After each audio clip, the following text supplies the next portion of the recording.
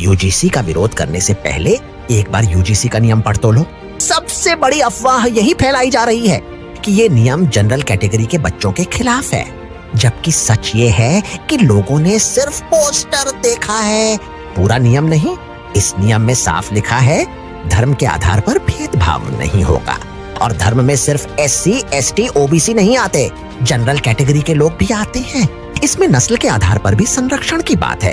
अब ऐसा तो है नहीं कि नस्ल सिर्फ एक ही वर्ग की होती है, लिंग के आधार पर भी संरक्षण मिलेगा। कहीं नहीं लिखा कि महिला सिर्फ एससी, एसटी, ओबीसी की ही हो। अगर महिला जनरल कैटेगरी की है तो उसे भी उतना ही संरक्षण मिलेगा।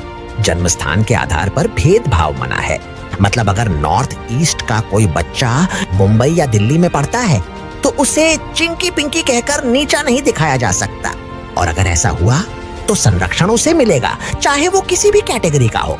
विकलांगों को भी संरक्षण मिलेगा, और विकलांग सिर्फ किसी एक वर्ग में नहीं होते।